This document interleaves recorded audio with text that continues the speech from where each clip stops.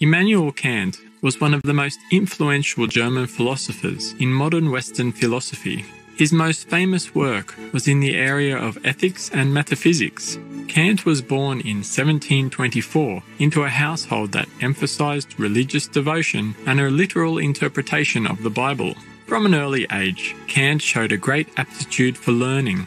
Although his family wanted him to focus on Latin and religious studies, Kant turned to what he considered the more rational disciplines of philosophy and science. He enrolled at the University of Königsberg in East Prussia, where he studied and eventually taught for his entire career. Kant's work in the area of morality was considered completely new at the time. He stated, first of all, that all humans are worthy of dignity and respect.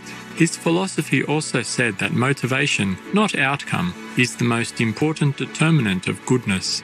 Thus, if one's actions are motivated by good, that person's morality is good, even if the situation does not turn out as expected. To Kant, moral actions and duty are nearly identical. Thus, a person has moral worth if they fulfill a duty, regardless of perceived personal gain. In his doctrine of transcendental idealism, Kant argued that space and time are mere forms of intuition, which structure all experience, and therefore, that while things in themselves exist and contribute to experience, they are nonetheless distinct from the objects of experience. From this, it follows that the objects of experience are mere appearances, and that the nature of things as they are in themselves is consequently unknowable to us.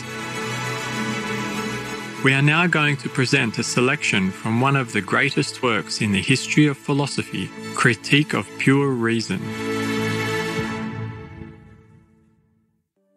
Transcendental Doctrine of Elements. First part, Transcendental Aesthetic. Section 1 of Space. Conclusions from the foregoing conceptions. Space does not represent any property of objects as things in themselves, nor does it represent them in their relations to each other.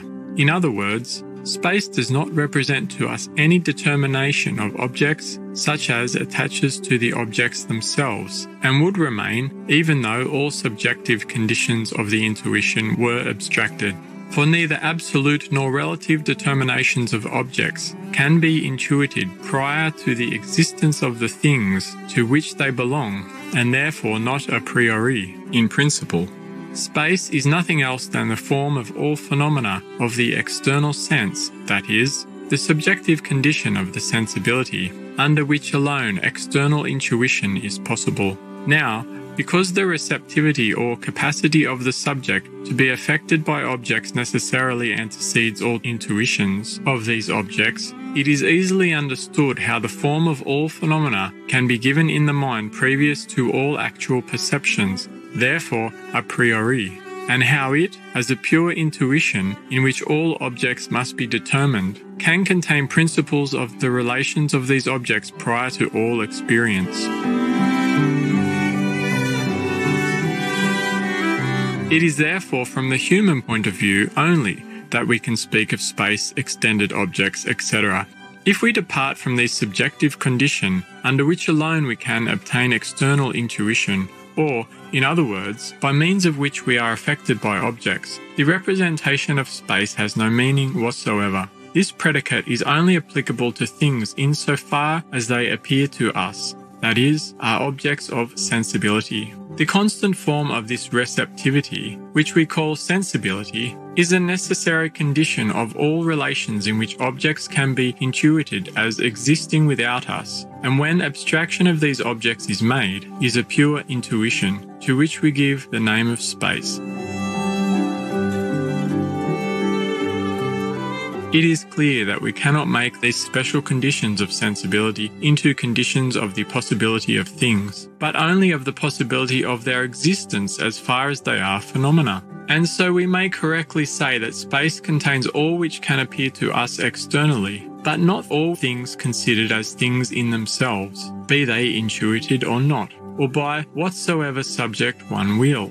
As to the intuitions of other thinking beings, we cannot judge whether they are or are not bound by the same conditions which limit our own intuition, and which for us are universally valid. If we join the limitation of a judgment to the conception of the subject, then the judgment will possess unconditioned validity. For example, the proposition, all objects are beside each other in space, is valid only under the limitation that these things are taken as objects of our sensuous intuition. But if I join the condition to the conception and say all things as external phenomena are beside each other in space, then the rule is valid universally and without any limitation. Our expositions consequently teach the reality, i.e., the objective validity of space in regard of all which can be presented to us externally as object, and at the same time also the ideality of space in regard to objects when they are considered by means of reason as things in themselves, that is, without reference to the constitution of our sensibility.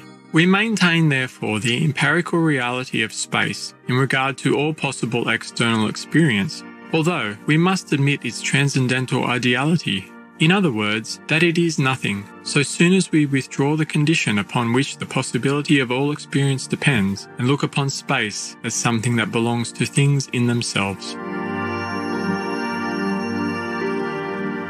But with the exception of space, there is no representation, subjective and referring to something external to us, which could be called objective a priori. For there are no other subjective representations from which we can deduce synthetical propositions a priori, as we can from the intuition of space. Therefore, to speak accurately, no ideality whatever belongs to these, although they agree in this respect with the representation of space, that they belong merely to the subjective nature of the mode of sensuous perception. Such a mode, for example, as that of sight, of hearing, and of feeling, by means of the sensations of colour, sound and heat, but which, because they are only sensations and not intuitions, do not of themselves give us the cognition of any object, least of all an a priori cognition. My purpose in the above remark is merely this, to guard anyone against illustrating the asserted ideality of space by examples quite insufficient, for example, by colour, taste, etc. For these must be contemplated not as properties of things, but only as changes in the subject, changes which may be different in different men. For, in such a case, that which is originally a mere phenomenon, a rose, for example, is taken by the empirical understanding for a thing in itself, though to every different eye, in respect of its colour, it may appear different.